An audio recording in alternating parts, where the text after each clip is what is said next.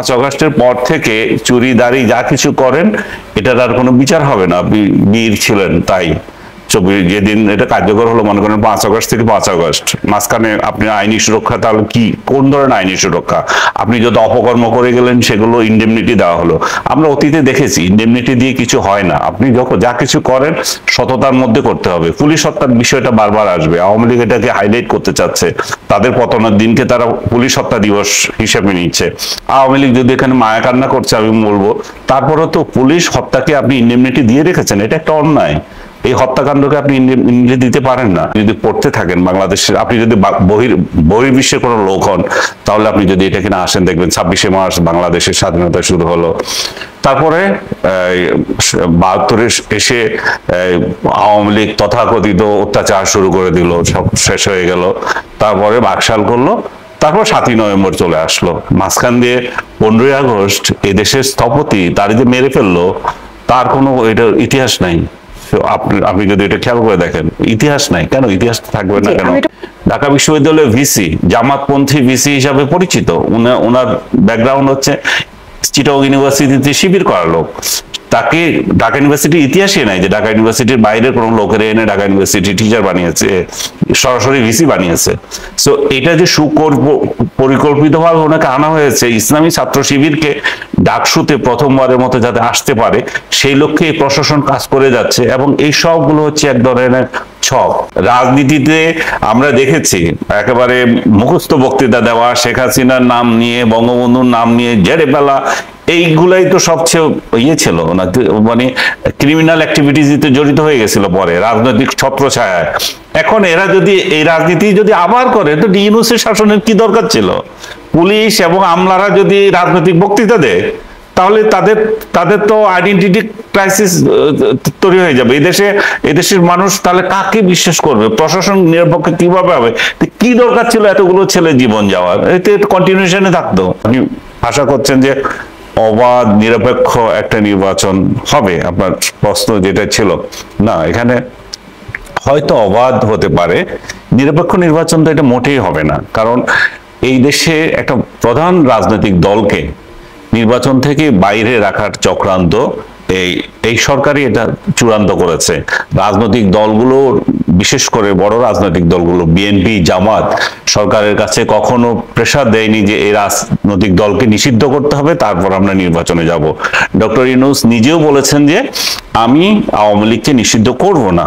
তাতে আমরা ধরে নিয়েছিলাম যে হয়তো আন্তর্জাতিক অঙ্গনের একটা চাপ আছে একটা ইনক্লুসিভ ইলেকশন করার জন্য। যেই ইনক্লুসিভ ইলেকশন হয়নি বলে আমরা বিগত 3টে ইলেকশনকে ফালতু ইলেকশন বলছি।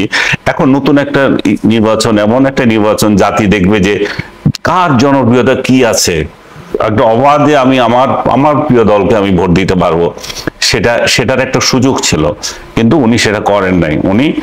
উনি ওনার এনসিপির লোকদেরকে রাস্তায় নামিয়ে, যেখানে ওনার যে কার্যালয় যমুনা, যেখানে নিষিদ্ধ রাজনীতি ইয়ে করার, সমাবেশ করা, সেখানে সমাবেশ করার সুযোগ দিয়ে একটা প্রেসার ক্রিয়েট করে, ওনাদের ভাষায় যেটা হচ্ছে যে প্রেসার মব তো বলেন না উনি, ওনাদের এখন ওনাদের নতুন শব্দ আবিষ্কার করেছেন, প্রেসার গ্রুপ দিয়ে উনি বাংলাদেশ আওয়ামী লীগকে নির্বাচন থেকে বাদ দেওয়া এবং এটা নিবন্ধন বাতিল করার একটা প্রক্রিয়া চূড়ান্ত করেছেন। তাতে করে আওয়ামী লীগ যে অপরাধগুলো করেছিল সেটুকু আমি মনে করি যে ঢাকা পড়ে যাচ্ছে। মানুষের একটা সিম্পেথি গেইন করার সুযোগ তৈরি হয়েছে যে তাদেরকে নিষিদ্ধ করে একতরফা ইলেকশন করে আগামীতে যে ইলেকশনটা হবে সেটাও একটা বিতর্কিত ইলেকশন হিসাবে তৈরি হবে, বিতর্কিত ইলেকশন হিসাবে থাকবে। এবং এরা বড় গলায় কথা বলতে পারবে না, যে আওয়ামী লীগকে গালি দিতে পারবে না যে তোরা তো যে নির্বাচন করেছিলি ভাই আমাদেরকে ছাড়া,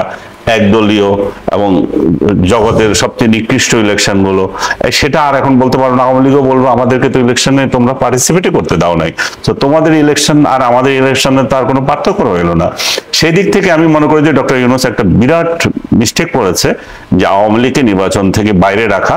এবং আওয়ামী লীগ এইবার যদি নির্বাচনে অংশ নিত, আমি নিঃসন্দেহে মনে করি যে তাদেরকে জনগণ প্রত্যাখ্যান করত। কারণ এই 17 বছরের বা 16 বছরে তাদের শাসন এবং জুলাইতে অ্যাট্রোসিটি সবগুলো নিয়ে মানুষের একটা আওয়ামী লীগ সম্পর্কে পজিটিভ কোনো ধারণা এইখানে দেওয়া যেত না। কিন্তু উনি এমন একটা অবস্থা তৈরি করেছেন ক্ষমতায় এসে যে বিভেদের রাজনীতি করেছেন, মুক্তিযুদ্ধকে হেয় করার যে রাজনীতি করেছেন, বঙ্গবন্ধুকে মুছে দেওয়ার যে রাজনীতি করছেন, তাতে করে মানুষের মনে আওয়ামী লীগ সম্পর্কে সিম্পেথি যাচ্ছে, ডেলি ডেলি যাচ্ছে। এখন আমরা যে কথা বলছি, এখন আমাদেরকে আবার ট্যাগ দেওয়া হচ্ছে যে বোধহয় আওয়ামী লীগের লোক হয়ে গেছি। না, আপনি যে অন্যায়গুলো করছেন সেটা আমাদের ভবিষ্যতের জন্য কতটা অদূরদর্শী হয়েছে সেই জিনিসটা ডক্টর ইউনূস বা তার সাংঘাতরা যারা আছে তারা বুঝে নেয়। এবং এই যে সংঘাতের রাজনীতি সেটা জিয়ে রাখলেন উনি। আমি মনে করি না যে এই ইলেকশনের মাধ্যমে বাংলাদেশে যে একটা স্থিতিশীলতা আসবে, সংঘাতের রাজনীতির অবসান হবে। আমি মনে করি এটা আরো বাড়বে ইলেকশনের পরে।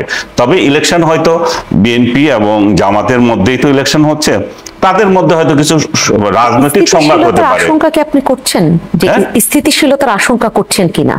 অস্থিতিশীলতার আশঙ্কা করছি। স্থিতিশীলতা কিভাবে করছি? স্থিতিশীলতা আশঙ্কা করবো না। স্থিতিশীলতার আশঙ্কা আমি বলছি যে স্থিতিশীল হবে না, সেই জায়গায় আশঙ্কাটা রয়েছে। এই ইলেকশনটা তো ফেয়ার হবে। ইলেকশনটা হয়তো ওনারা দুই দল যেহেতু আছেন, ভাগে যোগে মিলিয়ে হয়ে যাবে। বিএনপির হয়তো শক্তি বেশি, জামাত হয়তো প্রশাসনকে কবজা করে হয়তো অন্যভাবে ইলেকশন করতে চাইতে পারে। যা কিছুই হোক, জনগণের রায় তো আসবে।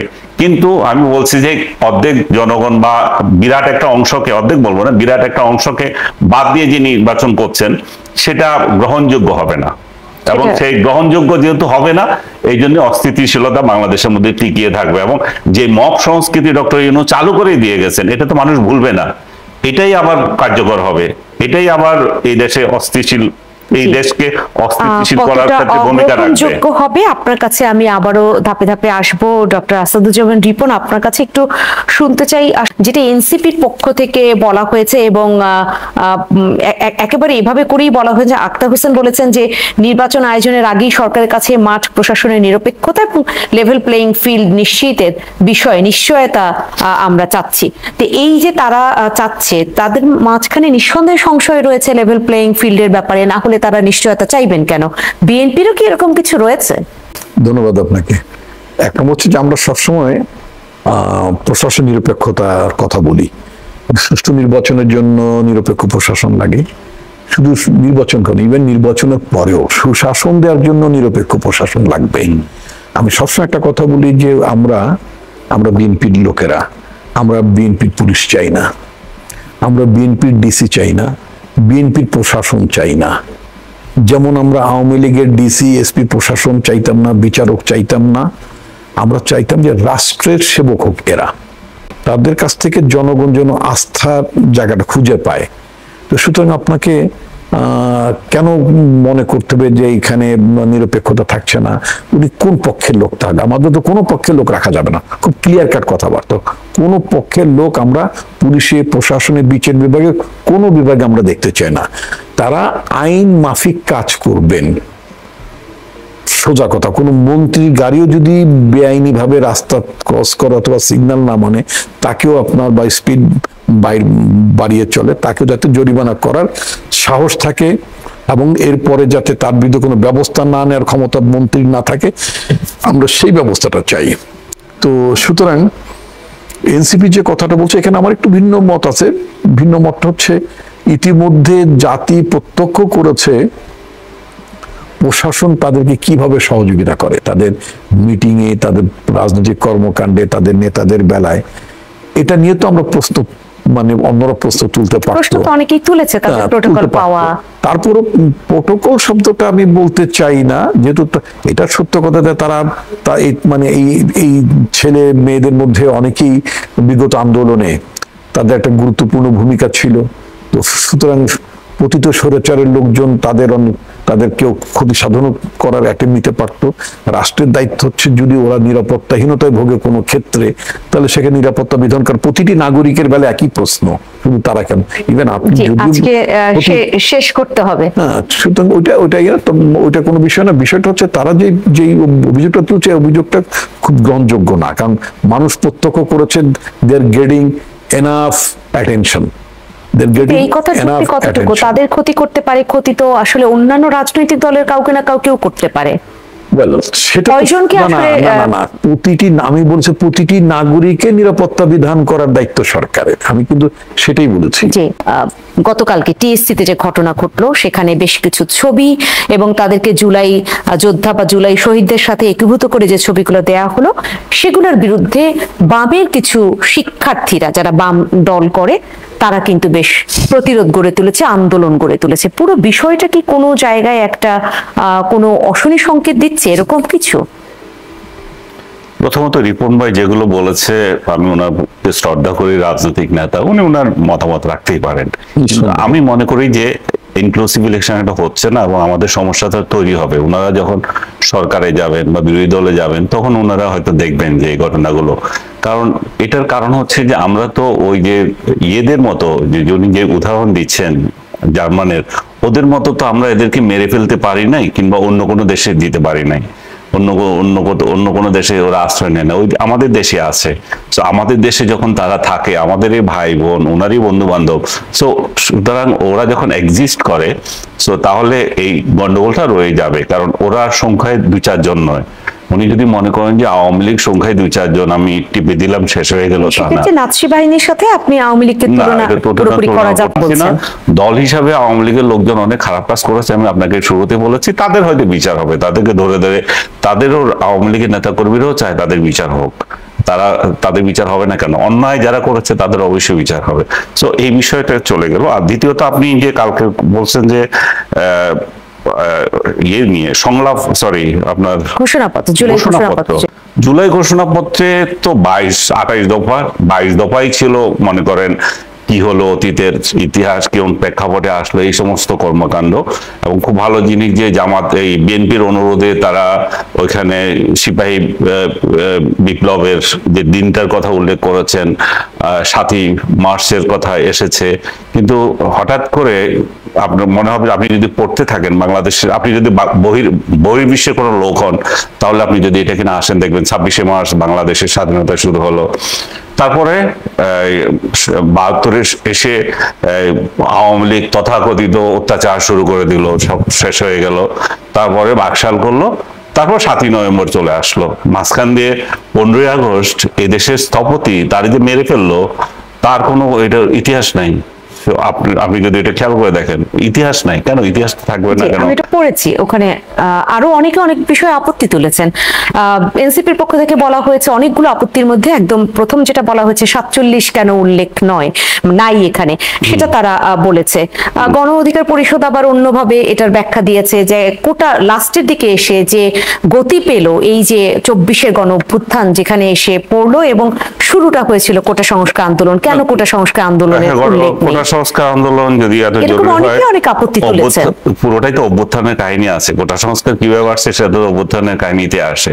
আর 47 যদি এসে থাকে তাহলে 71 সালে যে 18 কোটা সংস্কার কেন উল্লেখ নাই, এটা বলতেছেন। তারপরে আমরা নৃশংসতা, 71 সালে যে নৃশংসতাগুলো ছিল, এদেশ থেকে এমনি হয়ে গেছে। সেই নৃশংসতাগুলো কই? 30 লক্ষ বাঙালিকে যে মেরেছে, 3 লক্ষ নারীকে যে সম্ভ্রম হারা হয়েছে এবং পাকিস্তানি বাহিনীর দোসর ছিল যারা, তাদের কথা তো এখানে উল্লেখ নাই। আপনি যদি ওই উল্লেখই চান, যাই হোক, এর পরবর্তীতে আসেন আপনি যে প্রেক্ষাপটে এখানে বলা হলো জুলাই ঘোষণাপত্রে যে সংবিধানের তফসিলে অভ্যুত্থানকারী যারা ছিল তারা একটা বীরের মর্যাদা পাবে এবং আইনি এটাকে সংবিধান অন্তর্ভুক্ত করা হবে এবং যারা ছিল তার আইনি সুরক্ষা পাবে।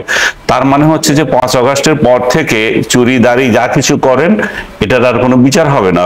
বীর ছিলেন তাই যেদিন এটা কার্যকর হলো, মনে করেন 5 আগস্ট থেকে 5 আগস্ট, মাঝখানে আপনি আইনি সুরক্ষা, তাহলে কি কোন ধরনের আইনি সুরক্ষা? আপনি যত অপকর্ম করে গেলেন সেগুলো ইন্ডেমনিটি দেওয়া হলো। আমরা অতীতে দেখেছি ইন্ডেমনিটি দিয়ে কিছু হয় না। আপনি যখন যা কিছু করেন সততার মধ্যে করতে হবে। পুলিশ হত্যার বিষয়টা বারবার আসবে, আওয়ামী লীগ এটাকে হাইলাইট করতে চাচ্ছে। তাদের পতনের দিনকে তারা পুলিশ হত্যা দিবস হিসেবে নিচ্ছে। আওয়ামী লীগ যদি এখানে মায়া কান্না করছে আমি বলবো, তারপরে তো পুলিশ হত্যাকে আপনি ইন্ডেমনিটি দিয়ে রেখেছেন, এটা একটা অন্যায়। এই হত্যাকাণ্ডকে আপনি ইন্ডেমনিটি দিতে পারেন না, সেই কথাগুলো থাকবে। তারপরে সামনে যে আপনার যে সামনে কিভাবে আগাবে, বিশেষ করে আরেকটা পয়েন্ট এখানে খুব জরুরি মনে হয়েছে আমার, যে ফেসিবাদী যে পথ সুগম করেছে 111, এটা আমি এই ঘোষণাপত্রের সাথে আমি একদম একমত। কারণ শেখ হাসিনার যে কর্তৃত্ববাদী শাসন, এটা আমরা অনেকে অনেকভাবে দেখি, অনেকে অনেকভাবে দেখছেন যে শেখ হাসিনা এই করেছে, গুম অমুক তমুক করেছে। It's a absolutely continuation of 111 government. Sheikh Hasina মেশিনারিজের মধ্য দিয়ে এসছে। 111-এর 2 বছর যেটা চলেছে সেই মেশিনারিজে শেখ হাসিনাকে চালিয়ে আনছে। সো এই অংশটুকু বলা হলে ভালো হতো যে এটা কিভাবে আসলো, এই ফেসিবাদ গুলো আসছে ওইখান থেকে। মানে আমি যদি বলি যে আজকে দিনভর নানান জনের যে আপনাকে শেষ মন্তব্য, করে দিই। আপনি আরেকটা প্রশ্ন করেছিলেন যে টিএসসির যে ঘটনাগুলো, টিএসসির এই বিষয়টা ছিল 24-এর আন্দোলন, 24-এর আন্দোলনের ছবি প্রদর্শনী। সেখানে আপনি কেন যুদ্ধাপরাধী হিসাবে যারা আছে তাদেরকে এখানে তুলে আনবেন? তাদেরকে তুলে আনা হচ্ছে যে একটা প্ররোচনা দেওয়া, এখানে এক ধরনের মুখোমুখি হওয়া। আমি থ্যাঙ্কস দেব যে বাম রাজনৈতিক দলগুলো যারা প্রতিনিধি ছিল, সাধারণ ছাত্র এবং ছাত্র দল, তারা এটার প্রতিবাদ করেছে। প্রতিবাদের প্রেক্ষিতে তারা এগুলো সরিয়ে নিয়েছে। সরিয়ে নিয়ে চালাকি করে আজকে আবার বেগম জিয়ার ছবি দিয়ে আবার একই কাণ্ড করছে যে বেগম জিয়াও এভাবে নির্যাতিত হয়েছিল, বিচার পায় নাই অমুক। তার মানে কি, বেগম জিয়ার যদি বিচার পায় নাই এত প্রথম দিন দিতে। যুদ্ধাপরাধী 6 জনের ছবি দিয়ে একটা ইয়ে তৈরি করে পরের দিন এটা দেওয়ার মানে কি? পরের দিন এটা দেওয়া মানে ছাত্রদল যাতে প্রতিরোধ করতে না পারে। তাহলে দেখা যাচ্ছে যে সাধারণ ছাত্রদের বোঝার আছে যে জামাত এখনো ক্ষমতায়, আমি বলবো যে আমি প্রায় সময় বলি যে এই সরকারের এক পকেটে জামাত আর এক পকেটে রয়েছে এনসিপি, এবং ওই পকেটে বসে তারা এখন এটা করতে পারছে।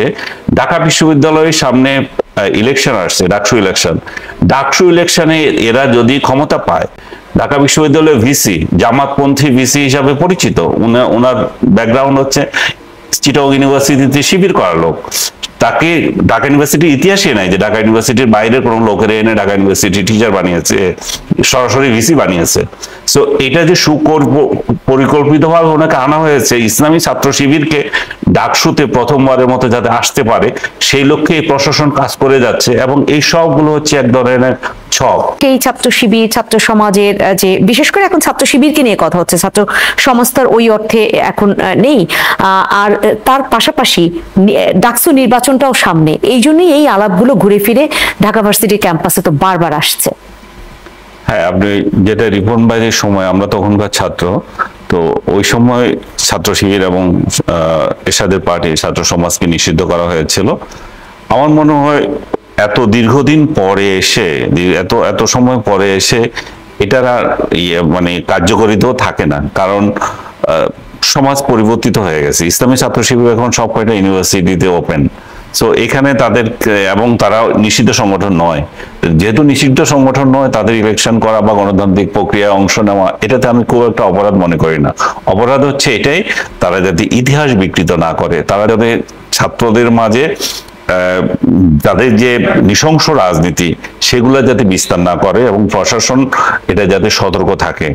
আর আরেকটা যেটা বলছিলেন, জাতীয় রাজনীতিতে তো ট্রেন চালু হয়ে গেছে, এটা নিয়ে তো আর জি না, এটি যেহেতু আপনি স্পষ্ট করলেন, আমি আরেকটি প্রশ্ন আপনার কাছে একটু শুনতে চাই। সেটা হচ্ছে নির্বাচনের আগে, যেটা স্বরাষ্ট্র মন্ত্রণালয় থেকে আজকে স্বরাষ্ট্র উপদেষ্টা বলেছেন যে ত্রয়োদশ জাতীয় সংসদ নির্বাচনের আগে এসপি এবং ওসিদের একেবারে লটারি করে তারপর তাদেরকে সব পরিবর্তন করা হবে, তাদের পদায়ন করা হবে, এটা তারা করবেন। আর বাকি থাকলো ডিসি ইউএনও, সেটা স্বরাষ্ট্র মন্ত্রণালয় যেহেতু করতে পারবে না, কারণ ওটা হচ্ছে জনপ্রশাসন মন্ত্রণালয়ের অধীনে ডিসি আর ইউএনরা থাকেন। সেক্ষেত্রে তাদের সিদ্ধান্ত আলাদা হবে, আর এদের সিদ্ধান্ত তফসিলের আগেই সেই লটারির মাধ্যমে পদায়ন হবে। এটাকে আসলে কতটা ভালোভাবে দেখছেন যে এটা খুব ভালো হবে? না, এটা ভালো না, এটা তো ওনার অধিকারই না এটা করার। এটা নির্বাচন, যখনই আপনি নির্বাচন ডিক্লেয়ার হবে তখন তো এদের নিয়ন্ত্রণ সবকিছু নির্বাচন কমিশনে চলে যাবে। ওনার এখানে মাতামাতি করার কোনো সুযোগই নেই।